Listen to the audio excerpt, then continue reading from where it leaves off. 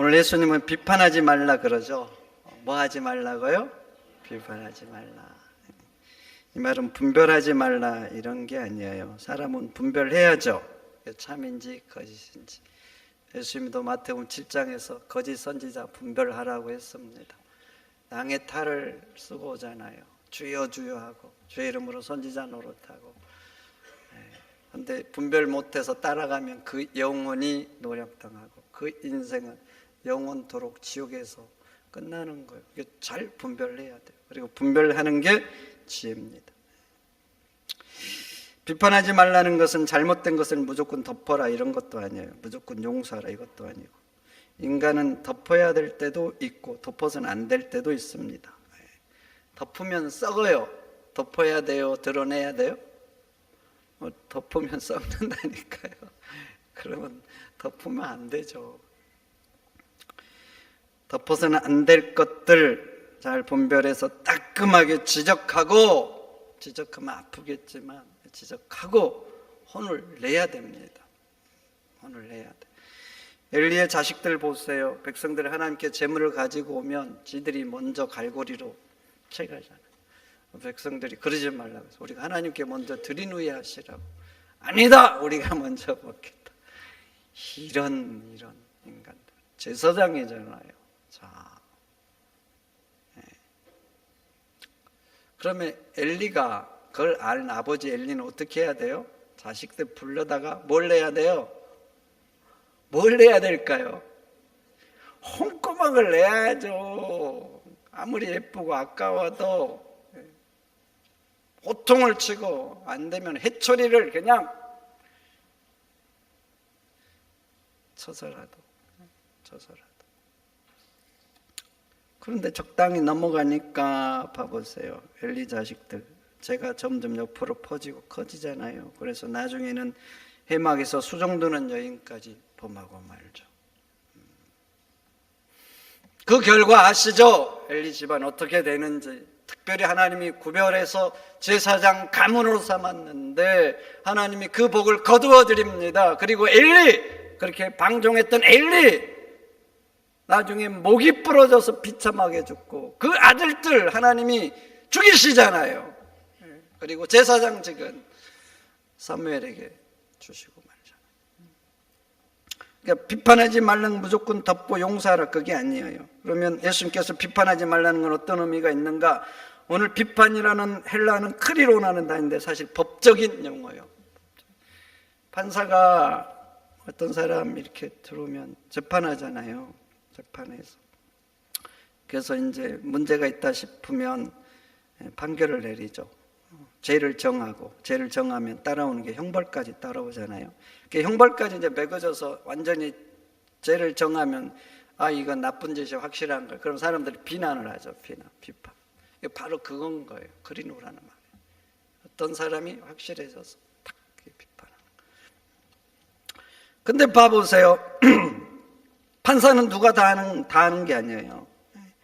판사를 누구나 다 판사합니까?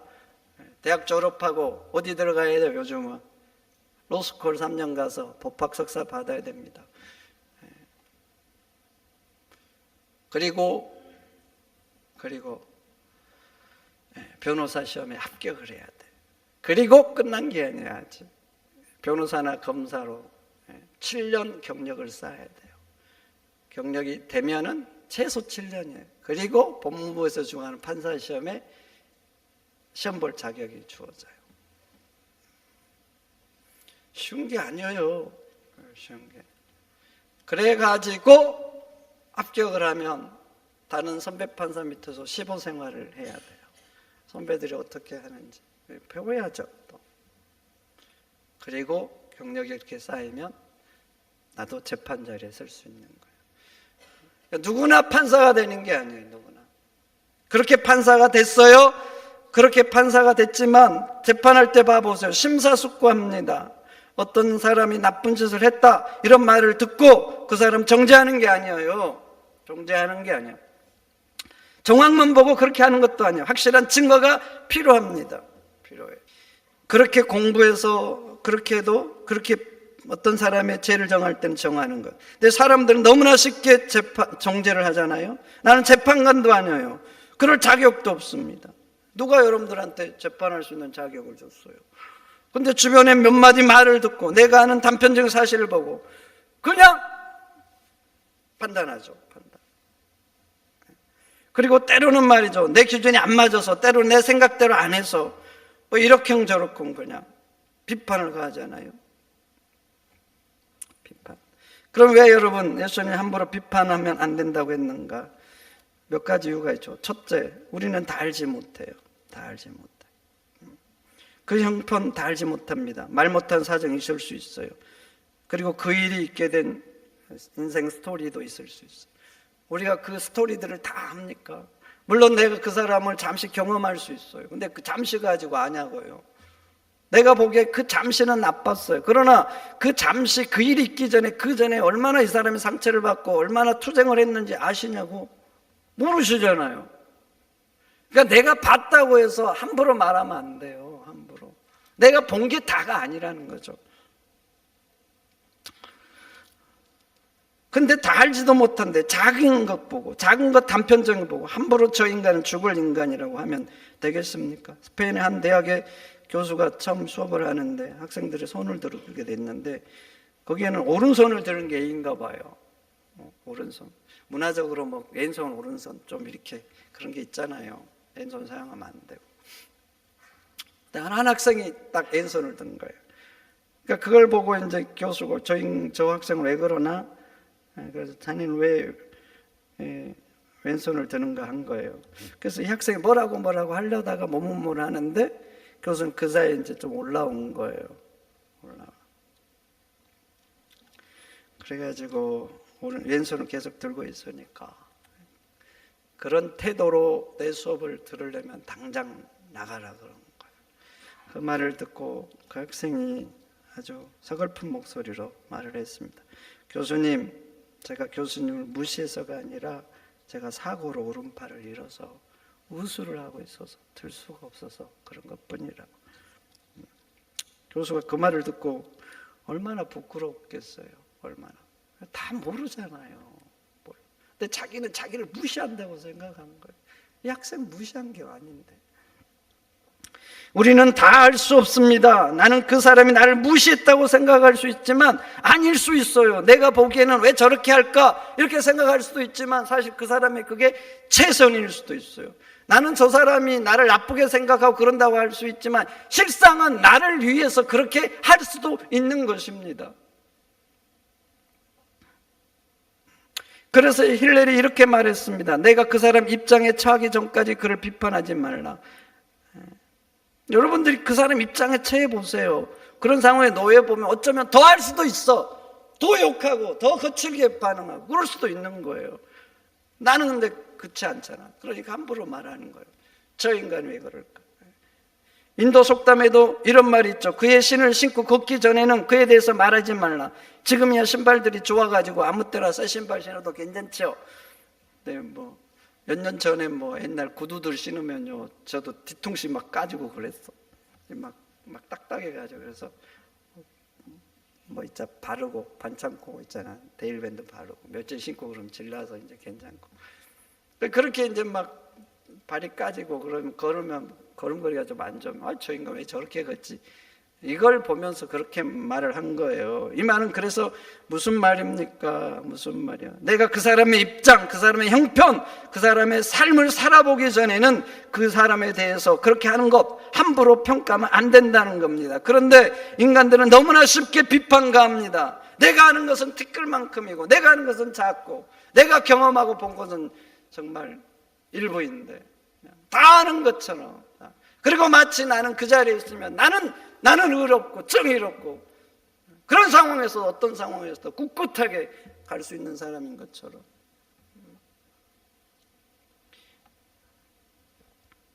그런데 예수님이 마태복음 12장에 이렇게 말합니다. 너희가 무슨 무익한 말을 하든지 심판날에 그것에 대해서 신문을 받는다고. 그냥 무익한 말이에요. 무익한. 나는 그냥 한 거예요. 내가 보이니까. 그런데 아셔요. 그 날에는 그 무익한 말도 심판다는 신문을 받는다는 거예요. 그러니까 여러분, 누군가를 비판하고 정죄해서 나쁜 인간이라고 이 사람 저 사람 말할 때는 마음에 새겨야 됩니다. 내가 이렇게 지금 하는 이 말을 하나님의 심판대에서 책임질 수 있는가? 여러분, 책임질 수 있어요? 있냐고. 하나님이 그 일에 대해서 신문할 때 내가 그 말에 대해서 책임질 수 있느냐? 이걸 생각하면서 해야 되는 거예요. 둘째, 왜 비판하면 안 됩니까? 잘못된 비판은 한 사람의 명예와 평생 쌓아올린 삶을 무너뜨릴 수 있습니다. 그냥 나는 무심코 할 수 있어요. 내 눈에 보이니까 그럴 수 있고, 누가 말하니까 나도 그냥 그렇게, 저 사람이 하니까 그렇게 말할 수 있어요. 그렇지만 아셔야 돼요. 그런 말들이 그 사람에게 날아가 보세요. 독화살이 돼서 그 인생 죽입니다. 죽인다니까요.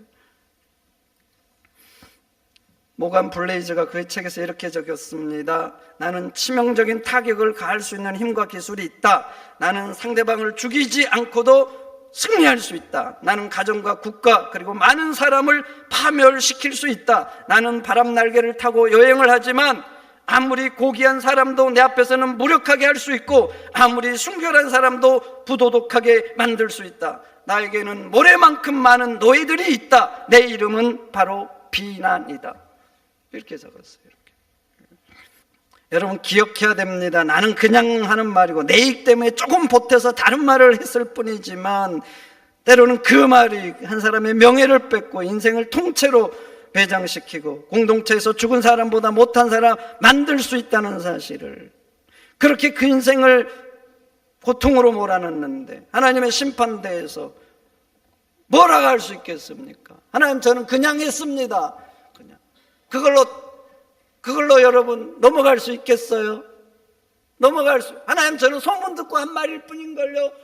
여러분, 그 소문 듣고 한 말들이 모아져서 그 사람의 인생을 무너뜨렸는데 그 말로 그냥 넘어갈 수 있겠냐고요. 저 사람이 했다고 소문이라고. 그래서 함부로 옮기면 안 됩니다. 함부로. 하나님의 심판대에서 이 말을 책임질 수 있는가? 믿는 사람은 그걸 한번 점검해야 돼요. 아멘입니까? 내가 봤다고 해도, 내가 경험했다고 해도 조심해야 된다니까요. 왜냐하면 다 모르잖아요. 다. 내가 볼 때는 분명 그렇지만 아닐 수 있어요. 그리고 셋째, 비판하면 왜 안 되냐면 인간관계 치명타가 합니다. 너 나쁜 사람이란 말을 듣고 기분 좋은 사람 있으세요? 아드레날린이 확 분비됩니다. 그래서 1초도 안 돼서 기분이 나쁘고 마음이 상해요.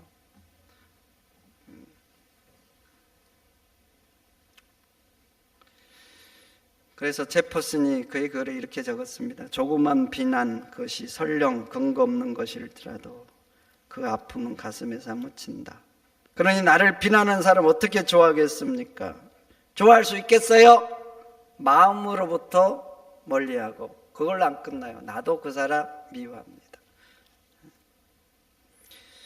그래서 사단의 치명적인 무기가 뭐냐? 관계를 빼는 치명적인 무기, 불평, 원망, 폭탄이죠. 그러나 인간관계를 파괴하는 핵폭탄 같은 무기, 사단의 무기, 바로 비난과 비판이에요. 여러분, 사단의 주사역이 뭐겠어요? 관계 파괴하는 거예요.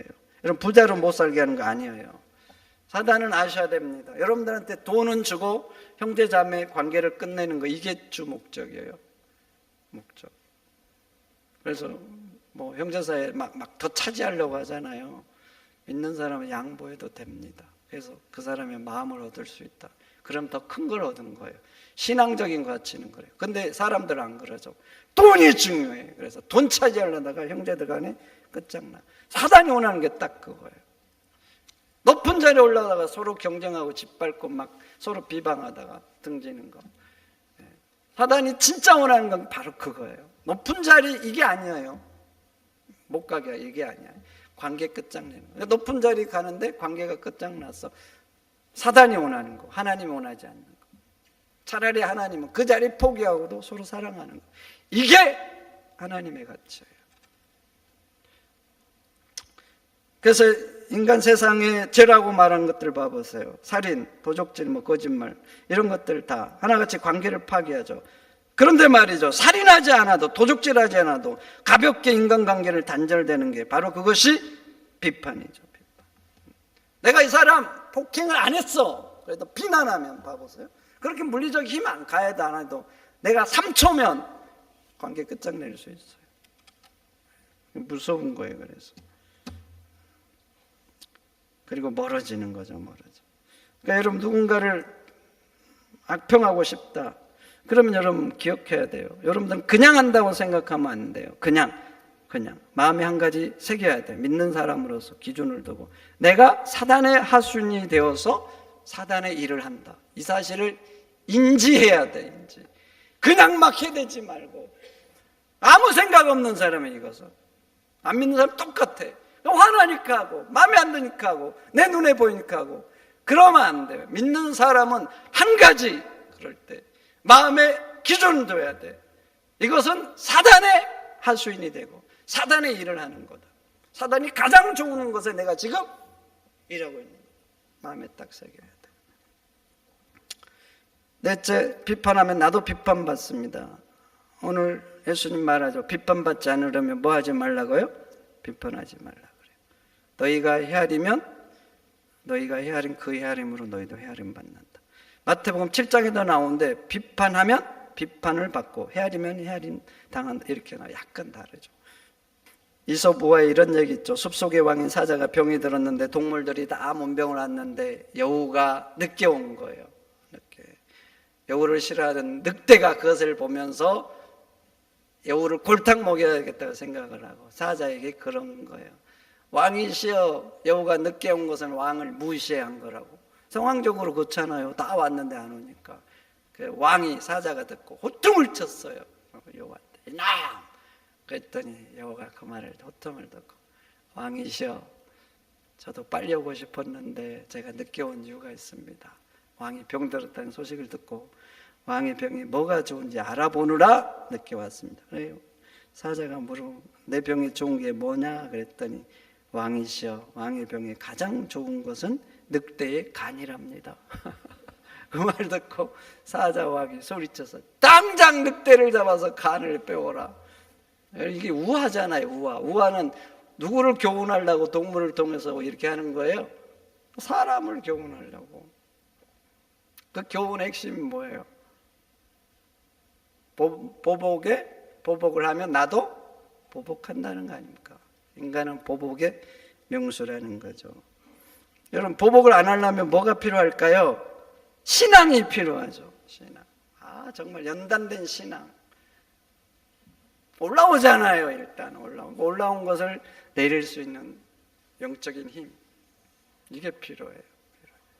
이게 없으면 인간은 대번에 보복을 하죠. 보복을 하는데 여러분, 받은 만큼만 할까요? 더 세게 당하게 할까요? 오늘 여우도 봐보세요. 뭘로 보복을 해요? 간으로 보복을 해버리잖아요. 얼마나 집요하고 무섭게 합니까? 씨앗을 하나 심으면 하나만 거둔 게 아니죠. 몇 배 걷어요? 네, 100배를 정도 거두잖아요, 요즘은. 여러분, 악한 말은 말도 그래요. 근데 악한 말을 심잖아요. 그러면 100배만 거둔 게 아니에요. 왜냐하면 우리 인간의 토양이 악해요. 그래서 악한 씨가 떨어지면 정말 폭발적으로 성장하고 삽시간에 성장하고 좀 키우면 정말 이 열매가 어마무시해. 그래서 아주 집요하게 무섭게 수백 배 보복을 해요. 여러분, 그러니까 누군가 비판할 때는 나는 그냥 하는 거잖아요. 그 사람 곁에 들러가 보세요. 수십 배 보복합니다. 그 사람이 좀 약하고 의리라 그러면 내 앞에서는 참겠지만 뒤에서는 다른 사람들에게 마음 통한 사람은 계속 보복합니다. 안 할 것 같아요? 마지막으로 형제의 잘못을 보면 어떻게 해야 되는가? 타산지석으로 삼아야 돼요. 형제의 잘못을 보면서 비판하기 전에 나부터 살펴라는 겁니다. 나는 잘 살고 있는지, 나에게는 허물이 없는지 살펴야 돼요. 권력 앞에 세워보고 이익 앞에 세워보고, 어쩌면 나는 그런 상황이 되면 더 지독하고 더 이익을 추구하는 사람이 될 수도 있어요. 그래서 예수님은 타산지석으로 삼으라는 거예요. 그래서 오늘 보면 41절 봐보세요. 어찌하여 형제 눈 속에 있는 티는 보고 내 눈 속에 있는 들보는 깨닫지 못하느냐. 42절 내 눈 속에 있는 들보를 먼저 빼라 그러잖아요. 그런데 인간들 봐보세요. 나를 성찰하고 나의 잘못을 먼저 고치기보다는 남의 잘못을 보고 지적하기에 바쁩니다. 바쁘다니까. 작은 것인데도 막 그걸 고치겠다고 얼마나 열정을 품으면 안 돼. 그렇게 하면 안 돼요. 그렇게 살면 안 되고. 그냥 끝없는 잔소리. 오늘 보면 참 신기하잖아요. 자신 눈에는 들보가 있어요. 우리 어르신들 들보가 뭔지 아시죠? 옛날 사람들은 모를 수 있어. 젊은 사람들 집을 지면 하여튼 다 받치고 있잖아요. 지붕에 이거 쫙 아시죠? 모르면 젊은 사람들 인터넷 검색해 보세요. 들보가 뭐. 그래서 집안에서 뭐 한옥으로 집을 질 때, 옛날 집을 질 때는 가장 길고 튼튼한 나무로 들보를 삼아요. 여러분, 주기둥보다 들보가 더 크고 튼튼합니다. 왜냐하면 모든 무게를 거기서 받치고 기둥들은 여러 개가 받치잖아요. 그러니까 들보와 티, 언어에 보면 티는 정말 작은 잘 보이지 않는 티라고 나와 있어요. 언어상에는. 그러니까 그런 티하고 들보 차이가 안 나죠. 근데 자기 눈엔 들보가 있는데 그걸 모르고 남의 티를 빼려고 덤빈다? 잘 보이지도 않는데 상황적으로 보면 웃기죠? 안 웃겨요? 얼마나 웃기는 상황입니까? 웃기는 얘기인데. 그런데 이게 웃긴 게 뭔지 아세요? 현실 세계에서는 이런 웃긴 일들이 비일비재하다는 거예요. 비일비재합니다. 여러분, 야단을 칠 때 선한 사람이 더 야단을 칠까요? 악한 사람이 더 자주 야단을 칠까요? 지적을 할 때 좋은 사람이 더 자주 지적하고 집요하게 지적할까? 악한 인간들이 못 참고 더 지적할까요? 어떻게 생각해 보세요? 한번 경험해 보세요. 누가 더 그러는지. 내가 더 문제일 때가 많죠.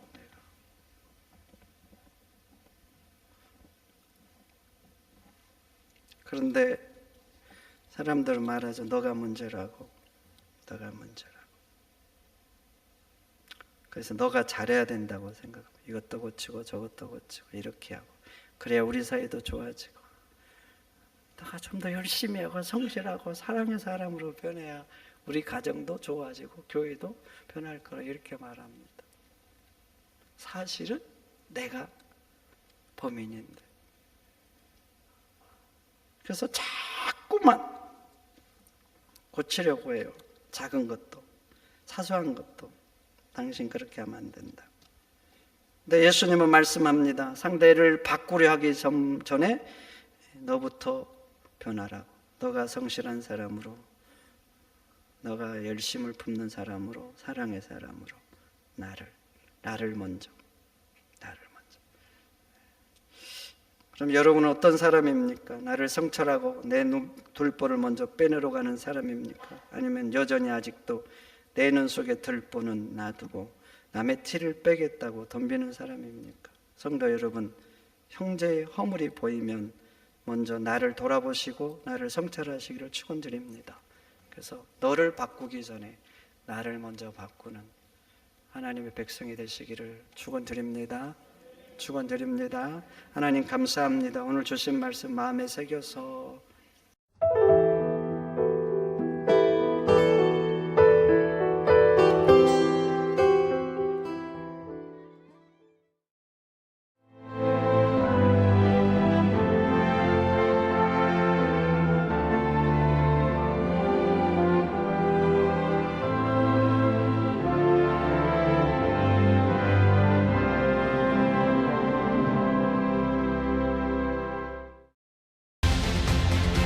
대한민국에는 아주 오래된 길이 있습니다. 8,000년의 시간 속에 다듬고 보듬으며 지켜낸 생명의 길, 순천 갯발. 천년의 가치를 담아 오롯이 간직해온 치유의 길, 순천 서남사.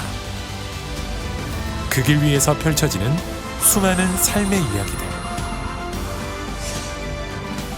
세계 속에서 빛나는 그 귀한 가치를 더 나은 내일로 이어가는 시간. 2025 순천 세계유산 축전.